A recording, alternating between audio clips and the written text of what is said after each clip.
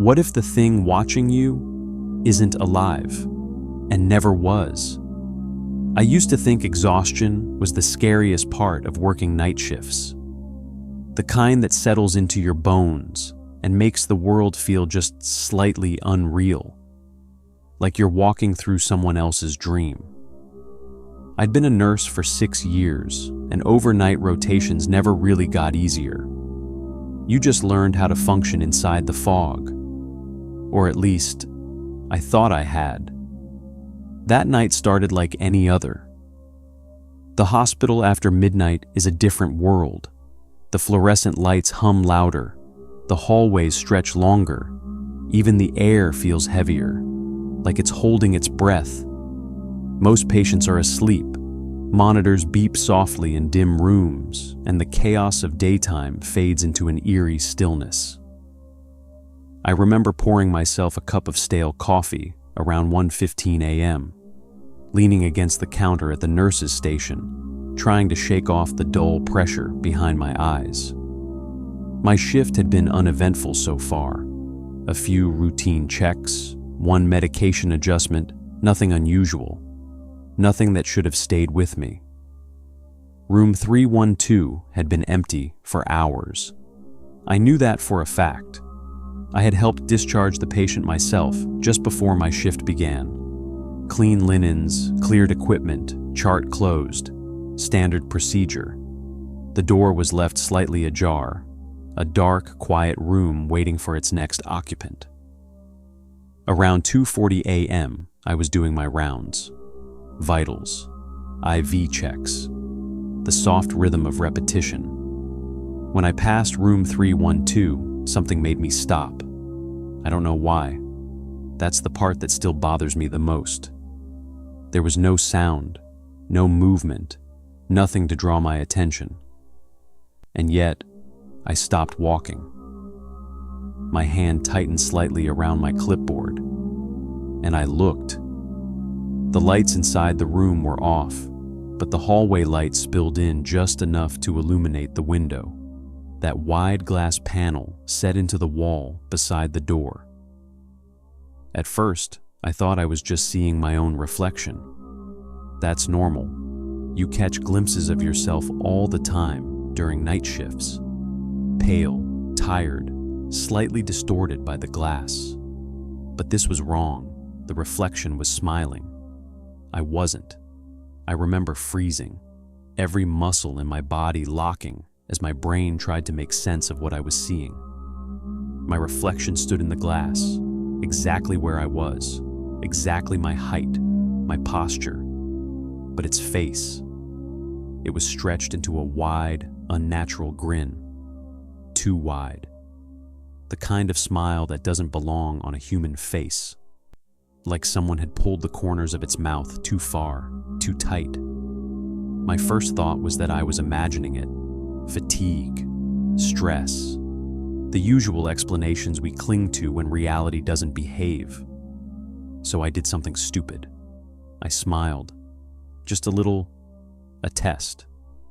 The reflection didn't change. Its smile stayed exactly the same, wider than mine, wider than it should have been. A cold feeling slid down my spine, slow and deliberate, like something tracing each vertebra. My mouth dropped open, and for a split second, the reflection lagged behind. Just enough for me to see that it wasn't me. I stepped back. The reflection didn't. It remained in place, still smiling, still watching, even as I moved out of alignment with the glass. That's when the panic hit, sharp and immediate, like ice water in my veins. I turned away. I didn't run. I told myself I didn't run, but my pace quickened, my breath shallow, my heart pounding so loudly I could hear it in my ears. I told myself not to look again. I lasted 3 steps. When I glanced back, the window reflected only darkness. No figure, no smile, nothing. I stood there for a long time, staring, waiting, hoping I'd see something that would make it make sense. But the glass showed only an empty hallway, and my own reflection, Normal this time. No smile, no distortion. Just me. I checked the room. Of course I did. That's what we're trained to do. Verify, assess, confirm. The door creaked softly as I pushed it open. The room was exactly as it should be. Empty bed, neatly arranged sheets, machines powered down. No signs of anyone entering or leaving. No one hiding. No one watching. I even checked the bathroom, flicked on the light, pulled back the curtain. Nothing. When I stepped back into the hallway, I avoided the window. I told myself it was nothing. I told myself I was tired. I told myself a lot of things. None of them helped. The rest of the shift unraveled slowly. At first, it was small things. I'd glance at reflective surfaces, computer screens, metal fixtures, polished floors, and hesitate just for a moment before looking directly. Every time, I expected to see it again. That smile, that wrong, stretched grin. I started double-checking everything. Patient charts, medication doses, even things I'd already confirmed. My hands felt slightly disconnected, like they didn't quite belong to me. My thoughts looped, replaying the moment at the window over and over again. Around 3:30 a.m., I realized something worse. I couldn't clearly remember my own face. I knew what I looked like, obviously. But when I tried to picture my expression in the reflection, to compare it to the thing I'd seen, my memory blurred. Had I been frowning? Neutral? Tired? I didn't know. The only image that stayed sharp, vivid, undeniable, was the smile. That wasn't mine. By 4 a.m., I stopped trusting the mirrors entirely. I avoided them, turned my gaze away from anything reflective. Even washing my hands became uncomfortable.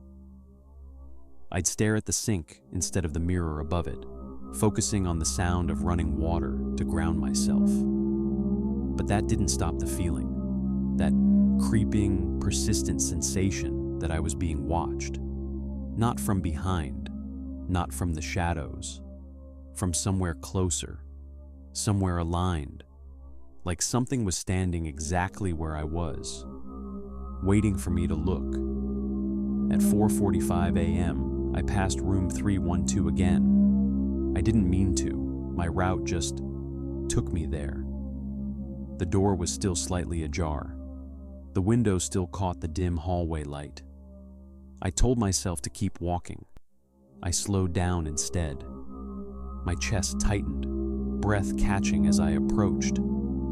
Every instinct screamed at me to look away, to ignore it, to pretend it didn't exist.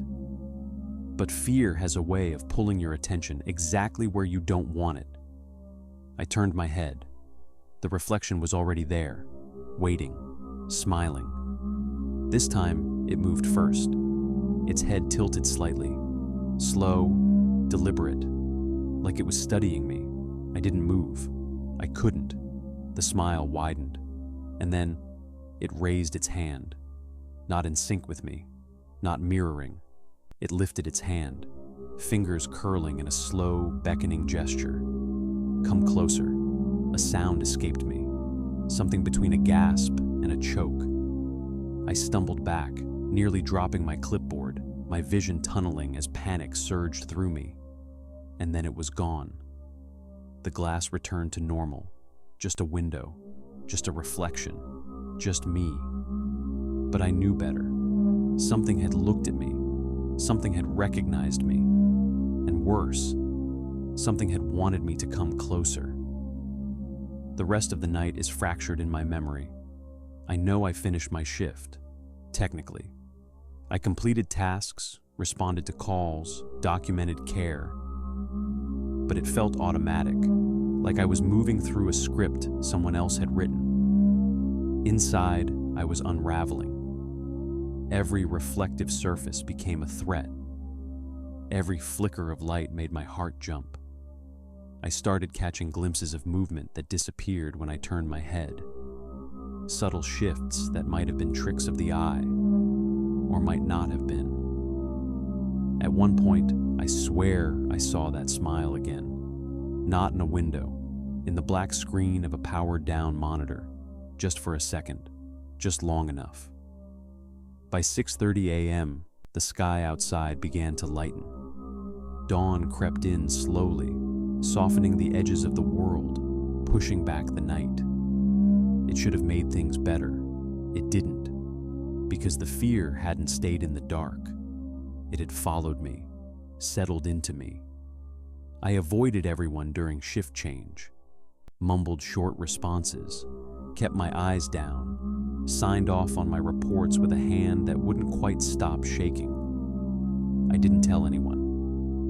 What would I have said? That my reflection smiled at me? That it moved on its own? That something in an empty room had beckoned me closer? No. Some things sound ridiculous, even when you know they're real. I went to the locker room, changed out of my scrubs, and grabbed my bag. The mirror above the sinks caught my attention as I turned to leave. I froze, slowly, carefully. I looked up. My reflection stared back at me. Normal, tired, pale, not smiling. I let out a breath I didn't realize I'd been holding. For a moment, just a moment, I thought maybe it was over. Maybe it had been exhaustion after all. Maybe my reflection blinked. I didn't. The smile came back, wide, wrong, waiting. I don't remember leaving the hospital. I don't remember driving home. But I remember sitting in my car, in my driveway, hands gripping the steering wheel so tightly they ached, staring at the rearview mirror, too afraid to look, too afraid not to. I never went back.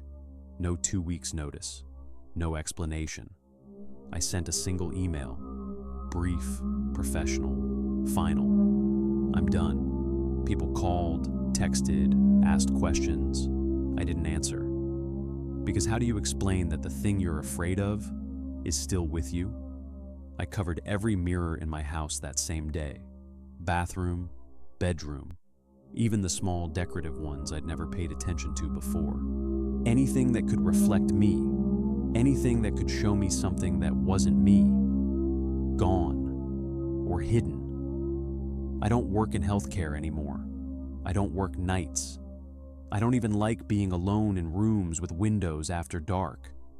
And I never, ever look too long at my own reflection. Because sometimes, when I forget, when I let my guard down, I still see it. Smiling, not mimicking, not following, just waiting for me to notice.